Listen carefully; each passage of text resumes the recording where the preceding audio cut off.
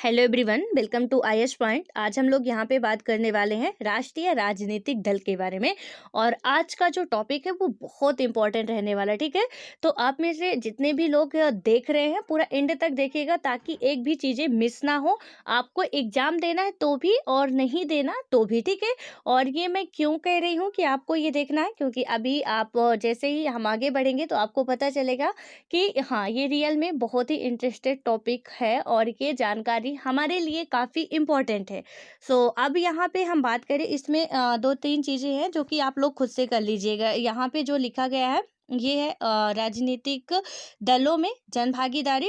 And इसके ऊपर भी है नैतिक ताकत के बारे में है, तो उनको आप लोग कर लीजिएगा। अब हम यहाँ पे समझते हैं कि राजनीतिक दल क्या क्या है। जो भी राष्ट्रीय राजनीतिक, मैंने आपको बताया था कि इंडिया हमारी बहुदलीय व्यवस्था है। ठीक है, अभी तक हमने इसमें देखा कि राजनीतिक दल का अर्थ क्या होता है। देन हमने बात की कि राजनीतिक दल की जो भी डिफिनेशन के बाद किसकी नीड क्यों होती है। कोई भी चीज़ हम लाएंगे उसे हमें ज़रूरत होगी तब तो लाएंगे ना, ठीक है। और उसके बाद हम देखते हैं कि यहाँ पे जो भी हमारे जो राजनीतिक दल थे आते हैं, लेकिन इसमें कितने दल होना चाहिए किसी भी राष्ट्र में, ठीक है। तो हमने देखा कि चीन में सिर्फ एक ही दल का है। वहाँ पे ऐसा नहीं कि कोई दल दूसरा नहीं बना सकता है, बट क्या था कि मतलब बना भी लेगा तो कोई मतलब नहीं है, क्योंकि सत्ता पे एक को ही आना है, ठीक है। उनका ही है, वही चुनाव लड़ सकते हैं। सो हमें दल बनाने का कोई बेनिफिट तो मिलने वाला नहीं, हम क्यों बनाएंगे, राइट। अब उसके बाद हमारा आता है नेक्स्ट कि अमेरिका और ब्रिटेन का हमने एग्जाम्पल देखा। वहाँ पे क्या हमने देखा कि वहाँ पे द्विदलीय व्यवस्था है, ठीक है। यानी कि दो दल, सिर्फ वहाँ पे दो दल होते हैं, दोनों में ही कंपटीशन होता है। दोनों में ही क्या होता है कि दो में से एक की सत्ता आती है, लेकिन दोनों को ही चुनाव लड़ने का अधिकार है, अपनी पार्टियां बनाने का अधिकार है। और फिर बात आती है बहुदलीय व्यवस्था की, जो कि हमारे कहाँ पे है, इंडिया पे है। और इंडिया पे यहाँ पे गठबंधन की सरकार भी बनती है। अब यहाँ पे हम कहें कि या अमेरिका में या ब्रिटेन में दो ही दल है, गठबंधन की सरकार कैसे बनेगी, ठीक है। लेकिन भारत में कई सारे दल हैं। आज हम उन्हीं सारे दलों को समझेंगे, उनके नाम के साथ उनका पूरा जो भी मतलब है उनको हम देखेंगे। तो इसमें आप लोग इसीलिए अंत तक बने रहिएगा, तो काफ़ी मजा आने वाला है, ठीक है। सो अब यहाँ पे स्टार्ट करते हैं हम लोग। इसमें क्या है कि विश्व के संघीय व्यवस्था वाले लोकतंत्रों में दो तरह के राजनीतिक दल हैं। तो यहाँ पे क्या है कि जो विश्व की संघीय व्यवस्था है, आपको ये संघीय वर्ड जो मिलता है ना, हमारे संविधान में ये वर्ड इंक्लूड नहीं किया गया। ये भी आप याद रखिएगा, जब हम एनसी वो लक्ष्मीकांत पढ़ते हैं वहाँ पे हमें ये मिलता है कि संविधान में ये वर्ड क्या है, इंक्लूड नहीं किया गया, ठीक है। तो इसमें क्या होता है कि विश्व के संघीय व्यवस्था वाले लोकतंत्रों में दो तरह के राजनीतिक दल हैं। संघीय इकाइयों में से सिर्फ एक इकाई के अस्तित्व रखने वाले दल, और अनेक या संघ की सभी इकाइयों में अस्तित्व रखने वाले दल। तो दोनों कौन कौन से हो गए, जो दो थे हमारे। तो एक हो गया कि संघीय इकाइयों में से सिर्फ एक इकाई में अस्तित्व रखने वाले दल, और अनेक या संघ की सभी इकाइयों में अस्तित्व रखने वाला दल। यानी कि दो टाइप्स के हो गए, जिसमें कि एक इकाई पर ही एक अपना अस्तित्व रख रहा है, और एक है कि सब पे रख रहा है, ठीक है। अपना जो भी इंटरफेयर है वो सब पे कर रहा। देन उसके बाद हम बात करेंगे यहाँ पे कि भारत में भी यही स्थिति है। कई पार्टियां क्या करती हैं कि पूरे देश में फैली हुई हैं, और उन्हें राष्ट्रीय पार्टी कहा जाता है। यानी कि कुछ ऐसी पार्टियां हैं जो कि क्या है, पूरे इंडिया में फैली हुई हैं, ठीक है, हमारे पूरे देश में फैली हुई हैं। इन्हें हम क्या कहते हैं, राष्ट्रीय पार्टी कहते हैं, ठीक है। और उसके बाद आता है कि इन दलों की विभिन्न राज्यों में इकाइयां हैं। जो ये दल है इनका ऐसा नहीं, जब इंडिया में है तो इंडिया में आपको पता है, मैंने आपको कल भी बताया है कि हमारा जो इंडिया है, तो इंडिया में यहाँ पे एक छोटा सा गांव है, गांव से कस्बा बनता है, कस्बे से जिला बनता है, जिले से कस्बे से फिर हमारा जो भी नगर निगम बनता है, फिर हमारा विकास खंड बनता है, फिर जिला बनता है, फिर हमारा स्टेट बनता है, संभाग भी बनते हैं, ठीक है। फिर हमारा स्टेट बनता है, फिर हमारा जाके क्या बनता है, इंडिया एक बनता है। सब मिला के यहाँ पे चीज़ें डिवाइड की गई हैं। तो इस हिसाब से यहाँ पे बताया गया है कि ये पूरी राष्ट्रीय पार्टियां होती हैं, जो कि हर एक इलाके में फैली हुई होती हैं, और विभिन्न राज्यों में इकाइयां हैं। जो ये दल है इनके क्या है, विभिन्न राज्यों में इकाइयां इनकी हैं, पर कुल मिलाकर देखें तो ये सारी इकाइयां राष्ट्रीय स्तर पर तय होने वाली नीतियों, कार्यक्रमों और रणनीतियों को ही मानती हैं। ठीक है? तो ये जो सारी इकाइयाँ हैं पूरे स्टेट में फैली हुई हैं। आपको पता है कि इंडिया में जितने भी स्टेट है या जहाँ पे भी हम बात करते हैं कि कुछ ऐसे केंद्र शासित प्रदेश भी है जहाँ पे विधानसभाएं हैं। ठीक है? तो आज के लिए आपका होमवर्क बनता है कि कौन कौन से ऐसे केंद्र शासित प्रदेश है जहाँ पे अभी विधानसभाएं हैं। क्योंकि आपका यदि पहले का डाटा पता हो तो प्लीज़ उसे मत बताइएगा, क्योंकि काफ़ी चीज़ें अपडेट हो चुकी हैं। और आपको थोड़ा सा यदि आप गेस कर पा रहे हो तो आप समझ पा रहे होंगे कि मैं किधर के लिए संकेत कर रही हूँ। ठीक है? तो वहाँ से आप लोग थोड़ा सा ये क्लियर करके बताइएगा कि अभी कितने मतलब केंद्र शासित प्रदेश हैं कौन कौन से जहाँ पे विधानसभाएं हैं। ठीक है? अब हम आगे बढ़ते हैं और इसमें बताया गया है। पर क्या होता है कि कुल मिलाकर देखिए तो ये सारी इकाइयां राष्ट्रीय स्तर पर तय होने वाली नीतियों, कार्यक्रमों और रणनीतियों को ही मानती हैं। और उसके बाद हम देखते हैं कि देश की हर पार्टी को चुनाव आयोग में अपना पंजीकरण कराना पड़ता है। यानी कि देश की जो हर पार्टी है, मैंने कल आपसे पूछा था ना कि जो इलेक्शन कमीशन है वो हमारी कॉन्स्टिट्यूशन बॉडी है या नहीं है। सो ये हमारी कॉन्स्टिट्यूशन बॉडी है। ठीक है? और गोपाल ने इसका आंसर भी सही बताए थे।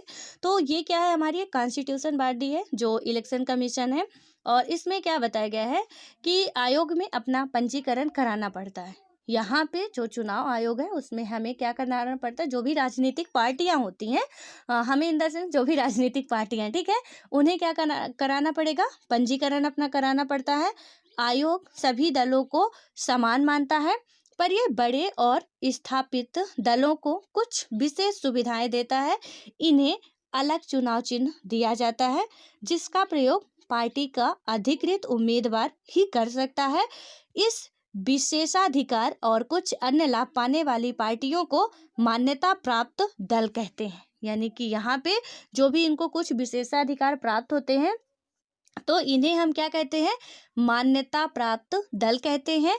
चुनाव आयोग ने स्पष्ट नियम बनाए हैं कि कोई दल कितने प्रतिशत वोट और सीट जीतकर मान्यता प्राप्त दल बन सकता है। यानी कि चुनाव दल या इलेक्शन कमीशन के द्वारा कुछ नियम बनाए गए, रूल रेगुलेशन बनाए गए हैं कि कोई भी पार्टी जो है जिसे हम चुनाव चिन्ह, चुनाव आयोग के द्वारा ही आप देखते हो कि हर एक जितने भी पार्टियां होते हैं उनके अलग अलग चुनाव चिन्ह होते हैं। ठीक है? तो वहाँ पे वो चुनाव चिन्ह वगैरह देते हैं, सारी चीज़ें वो वहाँ से देते हैं इनको। और इसके बाद क्या होता है कि वो एक क्राइटेरिया तैयार करते हैं कि आपको इतने, यदि आपके पास वोट वगैरह हैं या कुछ ऐसा है, आपकी बहुत ज़्यादा प्रभुत्व है, तो यहाँ से क्या होगा कि आप मान्यता प्राप्त दल में गिने जा सकते हो। ठीक है? और देन उसके बाद क्या होता है कि जब कोई पार्टी राज्य विधानसभा के चुनाव में पड़े कुल मतों का 6% या उससे अधिक हासिल करती है और कम से कम 2 सीटों पर जीत दर्ज करती है तो उसे अपने राज्य के राजनीतिक दल के रूप में मान्यता मिल जाती है। अगर कोई दल लोकसभा चुनाव में पड़े कुल वोट का अथवा 4 राज्यों के विधानसभाई चुनाव में पड़े कुल वोटों का 6% हासिल करता है और लोकसभा के चुनाव में कम से कम 4 सीटों पर जीत दर्ज करता है तो उसे राष्ट्रीय दल की मान्यता मिलती है। अब यहाँ पे हमने क्या देखा कि राष्ट्रीय दल की मान्यता कब मिलती है, तो कब मिलती है कि अगर कोई भी राजनीतिक दल, जो भी हमारा कोई भी दल होगा, वो लोकसभा चुनाव में पड़े कुल वोट का अथवा 4 राज्यों के विधानसभाई चुनाव में पड़े कुल वोटों का 6% हासिल करता है। यानी कि लोकसभा में जो चुनाव हो रहा है उसमें जितनी भी सीटें थी या जितनी भी वोटें थी, यहाँ पे सीट नहीं वोटों, ठीक है, तो यहाँ पे जितनी भी वोटें थी अथवा 4 राज्य, यानी कि 4 आप स्टेट ले लो, कोई भी स्टेट हो, इससे मतलब नहीं कि आप किस भी स्टेट हो, 4 स्टेट होने चाहिए। तो 4 स्टेटों के विधानसभाई चुनाव में पड़े कुल वोटों का 6% हासिल करता है। कुल वोटों का मतलब क्या, 10,000 पर एक चुना जाता है, 10,000 वोटें होती है। ठीक है? तो सॉरी, हर एक 10 लाख पर एक होता है। तो वहां पे जो 10 लाख होगा, इसमें क्या होता है, एक सांसद या पार्षद आपको पता है कि चुना जाता है।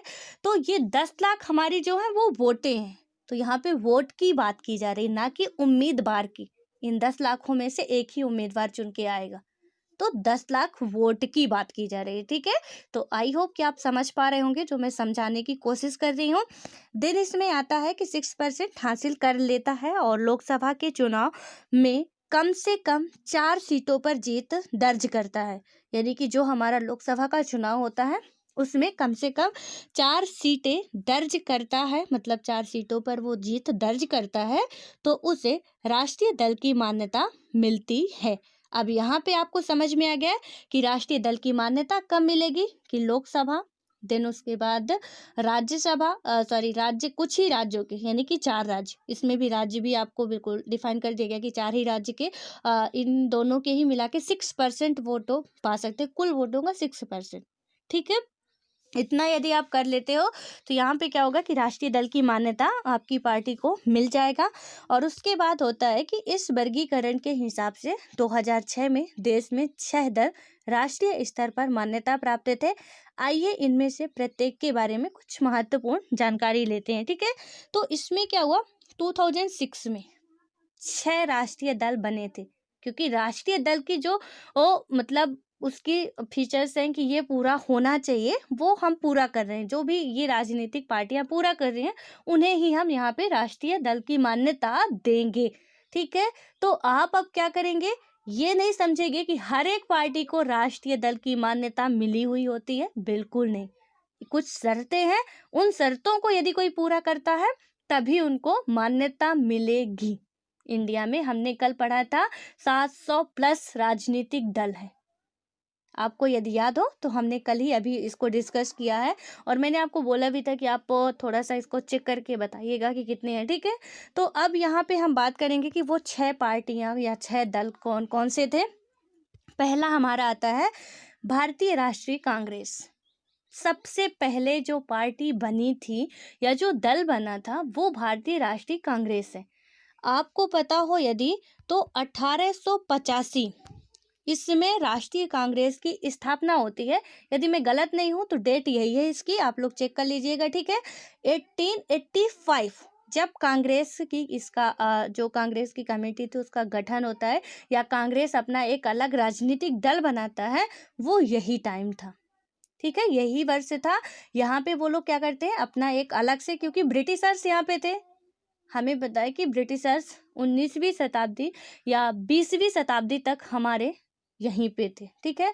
19वीं शताब्दी तक तो यहीं पे बिल्कुल अच्छे खासे तरीके से वो राज्य कर रहे थे। और यहाँ पे यदि 1800 आ रहा, ठीक है, तो 19वीं शताब्दी आप लगाएंगे, 1900 में 20वीं शताब्दी हमारी आएगी, क्योंकि एक शताब्दी बढ़ के हम लगाते हैं, ठीक है। तो थोड़ा इससे आप याद रखिएगा कि हम 19वीं शताब्दी किसे कहेंगे, 20वीं शताब्दी किसे कहेंगे, 21वीं शताब्दी किसे। हम अभी बात करते हैं ना, हम 21वीं शताब्दी पे जी रहे हैं। 21वीं शताब्दी मतलब अभी 2000 का जो चल रहा वो 21वीं शताब्दी चल रहा। जैसे ही 3 का आएगा, हम 100 वर्ष पूरा करेंगे अपना, 3 का आएगा, ठीक है, कि 3001, 3002, 3003, 3021, 3025, हमारा कौन सी शताब्दी स्टार्ट हो जाएगी, 22वीं शताब्दी स्टार्ट हो जाएगी।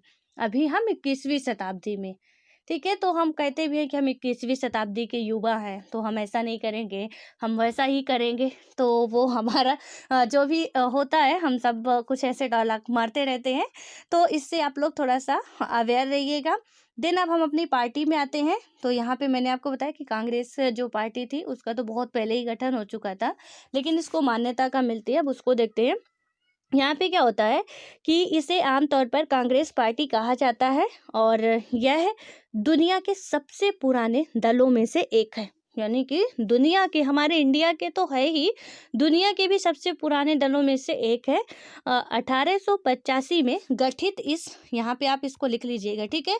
तो 1885 में गठित इस दल में कई बार विभाजन हुए हैं।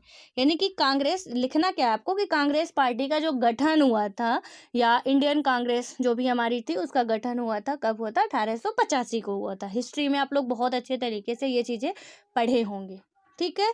अब यहाँ पे क्या होता है कि इसमें क्या है कि कई बार विभाजन हुए हैं। आज़ादी के बाद राष्ट्रीय और प्रांतीय स्तर पर अनेक दशकों तक इसने प्रमुख भूमिका निभाई है। यानी कि आज़ादी के बाद, पहले तो इसमें भी कई सारे विभाजन हुए, कई सारे दल बनाए गए, कहीं उदारवादी, कहीं मतलब कि उग्रवादी, कहीं की दक्षिणपंथी, कहीं पे वामपंथी, कहीं पे मतलब हिंदू, मुस्लिम, ये दल टूटते रहते थे। अपना-अपना वो बनाने की कोशिश करते थे, लेकिन प्रभुत्व तो इनका ही था। तो इसमें हिस्ट्री से कहीं न कहीं आप यदि लिंक कर पा रहे होंगे, तो आपको ये चीज़ें बहुत अच्छे से क्लियर हो रही होंगी, ठीक है? तो अब हम यहाँ पे बात करते हैं कि इसमें क्या होता है कि राष्ट्रीय और प्रांतीय स्तर पर अनेक दशकों तक इसने प्रमुख भूमिका निभाई है, आज़ादी के बाद भी। और उसके बाद क्या होता है कि जवाहरलाल नेहरू की अगुवाई में इस दल ने भारत का एक आधुनिक धर्मनिरपेक्ष लोकतांत्रिक गणराज्य बनाने का प्रयास किया। अब यहाँ से अच्छी खासी जो राजनीति हमारी होती है, हम उस पे इंटर करने वाले हैं। अभी तक तो हम समझ रहे थे, ठीक है? अब ये जो पार्टियां अभी तक हम नाम ले रहे थे कि ये पार्टियां होती, ये राजनीतिक दल होते, इनमें ये उम्मीदवार होते हैं, तो यहाँ से आपको थोड़ा थोड़ा अब दिमाग में आ रहा होगा कि इनका मतलब क्या है। सो अब यहाँ पे हमारा क्या हमने देखा कि जो राष्ट्रीय कांग्रेस थी उसका गठन 1885 में ही हो चुका था। यहाँ पे कई बार उनमें विभाजन हुआ।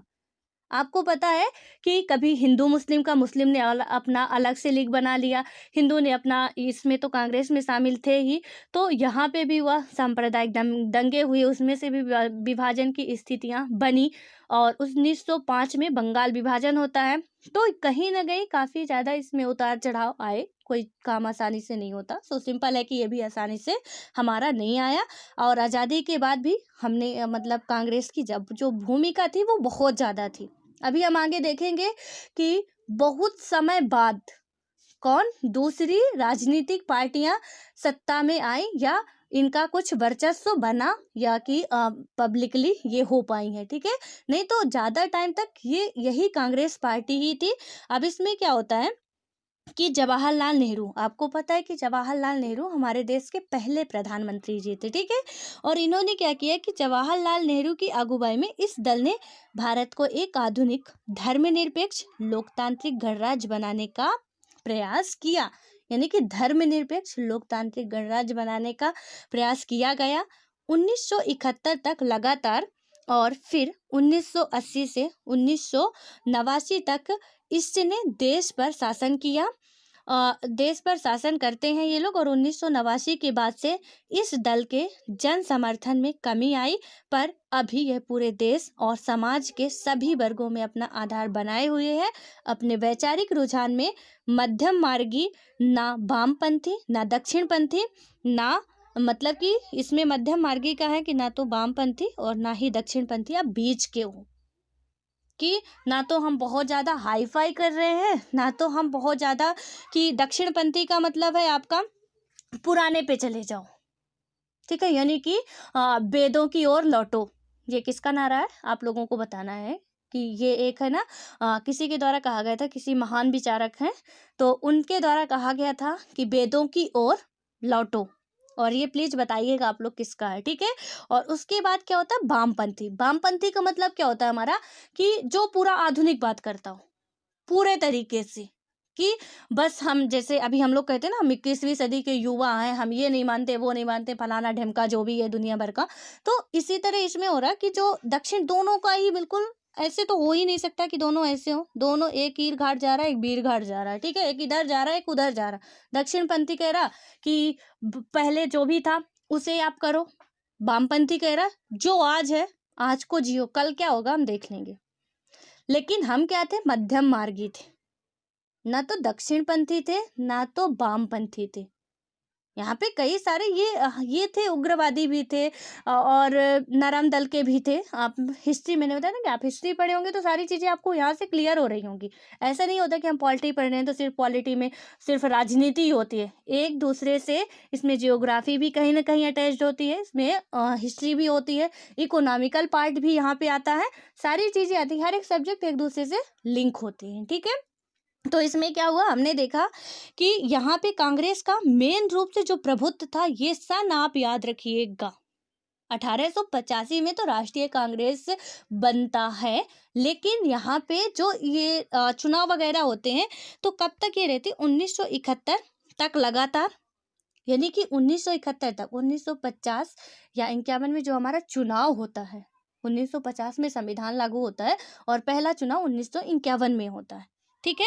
ये डेट जो मैं बता रही हूँ सारी डेट आपको नोट कर लेनी है और याद रखना सीक्वेंस से, ताकि क्या हो आप एग्जाम में ना भी लिख पाओ, लेकिन एक हमारा वो रहता है, कॉन्सेप्ट क्लियर रहता है कि हमें कोई चीज़ें समझ में भी नहीं आ रही हैं तो हम एक लॉजिक लगा लेंगे कि चलो ठीक है ये चीज़ें मान लीजिए क्वेश्चन में आ गया, मतलब क्वेश्चन में ये डेट वगैरह पूछ लिया, तो अब हमें क्या रहेगा ना कि हम इतना कर सकते हैं कि ये क्वेश्चन का आंसर तो हमें नहीं पता, लेकिन इतना पता है कि भैया 1951 से लेकर 1989 तक तो कोई और पार्टी नाम मात्र की नहीं थी।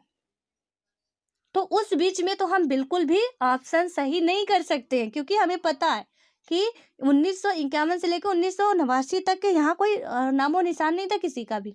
तो ये लॉजिक हमारा काम करेगा कि शेष जो बचेगा हम उस पे सोचेंगे कि अब इस पे हमें क्या करना चाहिए।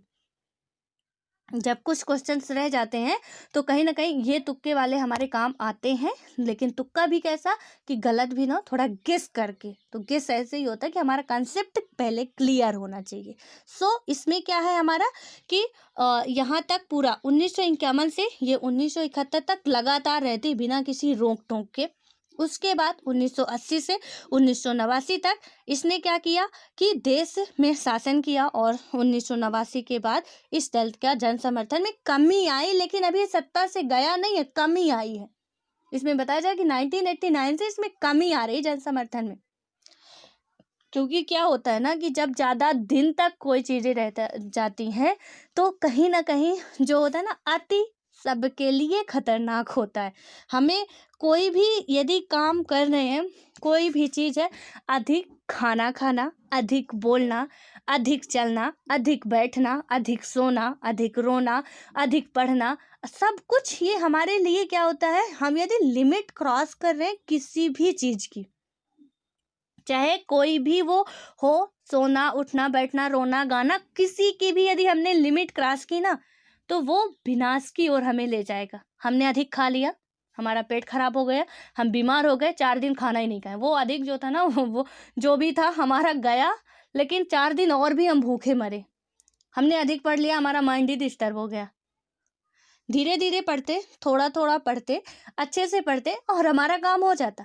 लेकिन हमने क्या किया, बस लग गए हम पढ़ने में, मतलब ऐसे लग गए ना कि बहुत ही ज़्यादा, किसी से कोई मतलब नहीं, कहीं बाहर की दुनिया से हमें कोई इंटरेस्ट ही नहीं है, लेकिन हम उसमें ही बिल्कुल घुसे जा रहे हैं। ठीक है। अब वहाँ से क्या हुआ कि हमारा माइंड जो है उसे भी रिफ्रेश करने की ज़रूरत होती है। आपको पता है कि हम कंप्यूटर या मोबाइल यूज़ करते हैं, तो कुछ टाइम बाद इन्हें रिफ्रेश ना किया जाए ना, तो ये भी चलना बंद हो जाते हैं। ये मशीनें हैं, हमारा दिमाग है ना, वो से भी चाहिए कि थोड़ा बहुत रेस्ट चाहिए। आप लगातार पढ़ते जा रहे हो, अति किसी की भी, मेरे कहने का मतलब है कि खतरनाक होती है। हमें पढ़ना ज़रूरी है, लेकिन इतना ज़्यादा नहीं कि हम खुद ही पागल हो जाएँ, कि एक दिन पढ़ के हम पागल हो गए, दूसरे दिन से, तीसरे दिन से तो हमारा कोई अस्तित्व नहीं रहेगा। तो क्या फ़ायदा फिर ऐसा काम करने से? इसी तरह है कि कांग्रेस पार्टी रहती है, और जब रहती है तो कहीं न कहीं उनके अंदर भी ईगो आया होगा कि जो कुछ भी है हम ही हैं और कोई तो आ नहीं सकता, ठीक है? और धीरे-धीरे पब्लिक भी क्या होने लगी, अवेयर होने लगी। उन्हें भी लगने लगा कि भैया जब ये यहाँ पे सत्ता पे राज कर रहे हैं, सो हम क्यों नहीं कर सकते? हमें भी आगे आना चाहिए। और यही होता गया कि वो कहीं न कहीं उनका जन समर्थन जो है कम होता गया। क्योंकि हम लंबे टाइम तक यदि किसी पद पे रहेंगे, हमें ईगो आने लगता है हमारे अंदर कि अब तो हमें कोई हटाने वाला पैदा ही नहीं हो इस दुनिया में। और हम जो भी रामायण, गीता, महाभारत देखते हैं या सुनते हैं, तो उनसे आपको एक ही चीज़ समझ में आती है कि जब भी किसी को वरदान दे दिया जाता है, जो भी कोई राक्षस थे, जैसे रावण का ही आप एग्जाम्पल ले लीजिए, कि जब उनको वरदान मिल गया, रावण को जब वरदान मिल जाता है कि तुम क्या है, तुम्हें कोई मार नहीं सकता है। जब तुम्हें कोई मार नहीं सकता है, तो अब उसने क्या किया कि चलो ठीक है, हमें तो कोई अब मार ही नहीं सकता है, अब हम क्या करते हैं, जो मन करेगा हम वो करेंगे। एक ब्राह्मण से एक राक्षस बनना वो वरदान था कि हमें कोई मार नहीं सकता, अब हमारा जो मन करेगा हम वही करेंगे, और दुनिया में ऐसा कोई पैदा नहीं हुआ जो हमें मार ले। फिर क्या होता है कि उसी को अवतार लेके आना पड़ता है जिसने ये आशीर्वाद दिया था कि बेटा तुझे कोई मार नहीं सकता, खुद उन्हें धरती पे आके उसे मारना पड़ता है। तो ये सारी चीज़ें होती हैं। आपने देखा कि जो भगवान को नरसिंह रूप रख के आना पड़ा था, तो वहाँ पे भी क्या था कि उन्हें भी था कि ऐसा ही है, ना दिन में मार सकता कोई, ना रात में मार सकता, ना हथियार से मार सकता, वो जो था ना अस्त्र से, ना शस्त्र से। तो फिर इसमें से उनको कुछ ऐसा वेशभूषा धारण करना पड़ा कि भैया गलती तो हमसे हुई, हमने ही वरदान दिया, अब चलो हम ही उसका निपटारा करते हैं, क्योंकि उसके अंदर ईगो आ गया कि अब हम ही है और कोई नहीं है। तो सीधे-सीधे क्लियरली हमें समझ में बातें आती हैं कि जब भी हमें ऐसा लगता है कि बस अब हम हैं, हमारे अंदर आ गए ना हम या मैं वर्ड, तो इसमें क्या होगा, हमारे अंदर वो ईगो है, जो मैं कह रहा कि मैं ही हूँ, अब जो कुछ भी हूँ वो हमारा ईगो है। और कहीं न कहीं कांग्रेस पार्टी भी धीरे-धीरे क्या करने लगी थी कि अब हम हैं, हमें कोई हटा नहीं सकता है। और जब हम हैं, तो फिर हमें हटाना पब्लिक को भी लगने लगता है कि अब चल भैया इनको तो अब यहाँ से हटाया जाए, ठीक है? और वही होता है फिर बाद में।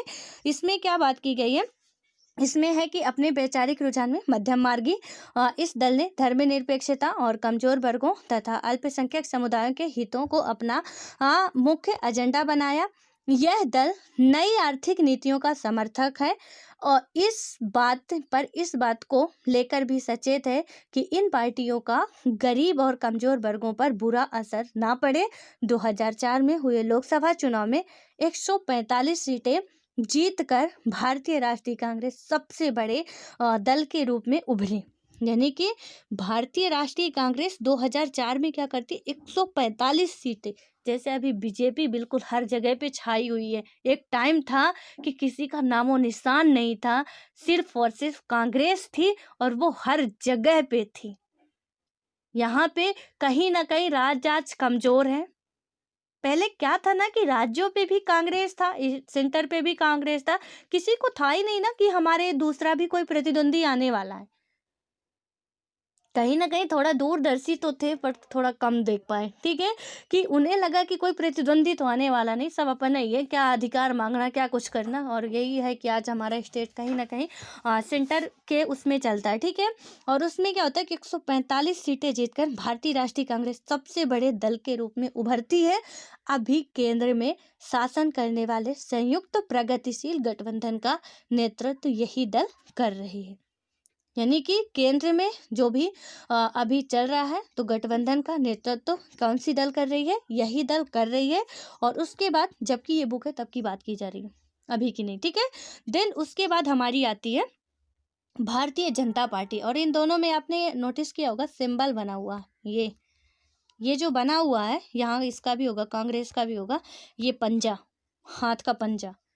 तो इन दोनों का ही, हालांकि कांग्रेस पार्टी के बारे में एक और बात बताऊं यदि आपको मैं, तो इसमें क्या किया गया था कि जो कांग्रेस पार्टी थी, तो कांग्रेस पार्टी का गठन किया जाता है 1885 में। और उस टाइम उसकी नीड थी, रियल में उस टाइम उसकी नीड थी, क्योंकि ब्रिटिशर्स सुनने को तो तैयार नहीं थे। तो हमें था कि हम अपना बनाएंगे, खुद से कर सकते हैं। तभी उनके द्वारा एक बार डिमांड भी की गई थी कि आपके पास तो इतनी हिम्मत ही नहीं है कि आप अपना कॉन्स्टिट्यूशन बना लेंगे, हमें तो हस्तक्षेप करना ही पड़ेगा। तब एक बार नेहरू जी के द्वारा क्या किया गया था, एक प्रारूप उन्हें दिखाया गया था लिख के कि हम अपना संविधान कुछ इस तरीके से बना सकते हैं। पूरा वो जो प्रारूप था ना, वही प्रारूप फिर हमारा उद्देशिका में आता है। प्रारूप की वही बातें फिर उद्देशिका में आती हैं और उन्हीं को भी इस एक्सप्लेन करके पूरे संविधान में लिखी जाती है बातें कि इस तरीके से हम अपना संविधान बना सकते हैं। मोतीलाल नेहरू जी के द्वारा वो प्रारूप पेश किया गया था। प्रारूप आप देखेंगे तो वहाँ पे उसका हम बात करें यदि, तो एक होता है ना कि आप चलो ठीक है, इसका आप खाका बना के दिखाओ हमें कि आप कर सकते हो कि नहीं। तो वहाँ पे उन्होंने वो पेश किया था कि हाँ हम कर सकते हैं, ठीक है। तो इसमें उनका द्वारा ये, क्योंकि उनके पास भी था, ईगो था कि इंडियन है, इन्हें कुछ पता तो चलेगा नहीं, ये अपना कैसे देश का संविधान बना सकते हैं, ये वो दुनिया भरे का। तो उस टाइम कांग्रेस पार्टी बनी, नीड थी। लेकिन बाद में गांधी जी के द्वारा एक स्टेटमेंट कहा जाता है कि अब मेरे हिसाब से कांग्रेस पार्टी को खत्म कर देना चाहिए। और ये बहुत अच्छी बात थी। लेकिन कांग्रेस पार्टियों के मन में भी जब इतनी ज़्यादा मेहनत की है, तो कहीं ना कहीं लालच तो आती है, ठीक है, कि अभी तक हमने जितना किया, तो अब सत्ता की बारी आई तो हम कांग्रेस को ही खत्म कर दें, तो ऐसा तो इम्पॉसिबल था। लेकिन हाँ, ये महात्मा गांधी जी का आप स्टेटमेंट याद रखिएगा कि जब हम आज़ाद होते हैं तो वहाँ पे बात की जाती है कि कांग्रेस पार्टी का अब कोई मतलब नहीं है यहाँ रखने का, इसे खत्म कर देना चाहिए। ये गांधी जी का स्टेटमेंट था।